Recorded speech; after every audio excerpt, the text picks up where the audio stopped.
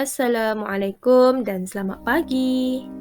Pada hari ini, murid-murid boleh buka buku aktiviti jilid 2, muka surat 29 dan 30 ya.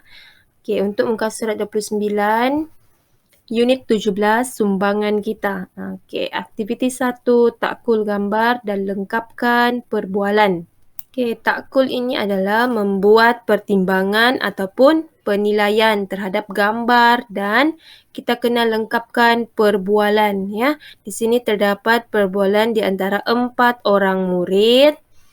Jadi kita tengok tajuk 4 langkah mudah. Kita akan ikut turutan daripada nombor 1, kemudian pindah kepada 2, 3, 4, 5 dan 6. Jadi nombor 1, minta perhatian semua. Tolong berikan tumpuan. Saya akan membentangkan 4 langkah untuk melestarikan alam sekitar di sekolah kita. Yang kedua, silakan Imran. Kemudian kita tengok perbualan yang ketiga. Terima kasih. Sekiranya kamu melihat sampah, jadi jawapan di sini kamu boleh rujuk kepada 4 langkah mudah melestarikan alam sekitar di sekolah. Jadi murid-murid dapat lihat di sini. Yang pertama, apabila kita lihat sampah lah, lihat sampah. Kemudian kita perlu pungut sampah. Yang ketiga, kita bawa sampah itu. Dan yang terakhir, buang ke dalam tong sampah. Jadi murid-murid boleh jawab. Terima kasih. Sekiranya kamu melihat sampah, kamu perlulah pungut sampah itu dan bawa untuk dibuang ke dalam tong sampah. Jadi di situ ada lihat sampah, kemudian perlu pungut, bawa dan buang. Jadi kita lengkapkan di dalam satu dialog. Seterusnya yang keempat sudah. Baiklah Imran, apakah yang perlu kami buat jika tiada tong sampah di situ? Jadi agak-agak apakah yang perlu kita buat jika tidak ada tong sampah? Kita nampak. Perlukah sampah itu kita biarkan ataupun kita pungut juga? Okey, jadi cadangan jawapan dari cikgu. Jika tiada tong sampah, kamu boleh simpan dahulu sampah itu sehingga jumpa tong sampah.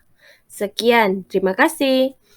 Keenam, okey, sama-sama Imran. Okey, baiklah.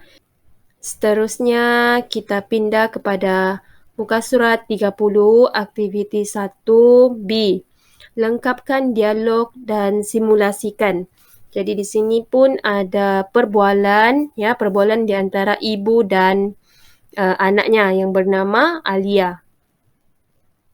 Sebelum kita melihat kepada dialog, mari kita baca maklumat. Ya, di sini adalah kejiranan hijau. Kejiranan hijau ialah kawasan kejiranan yang dibangunkan dengan mengutamakan kelestarian alam.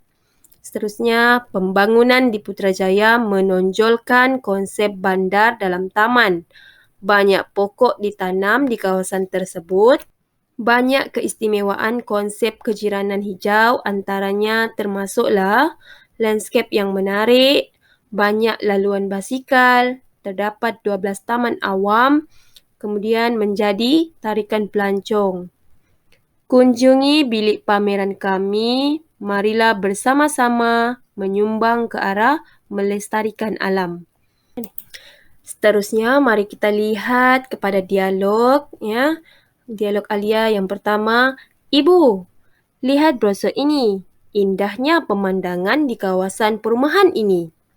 Jadi jawab ibu, benar Alia. Kawasan perumahan di sini menggunakan konsep, apa dia?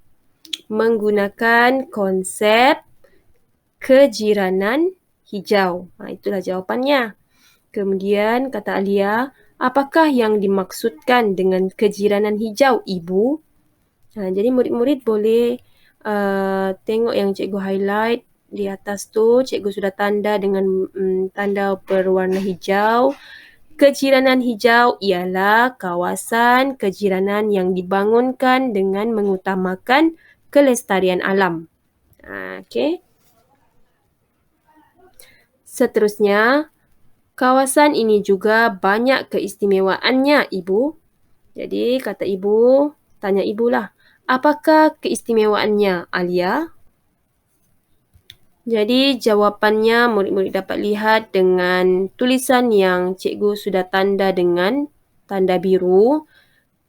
Jadi murid-murid hanya perlu tulis sahaja jawapan masuk ke dalam kotak yang masih kosong. Keistimewaannya ialah landscape yang menarik, banyak laluan basikal, terdapat 12 taman awam dan menjadi tarikan pelancong. Itulah jawapannya. Sekian, terima kasih dan selamat belajar.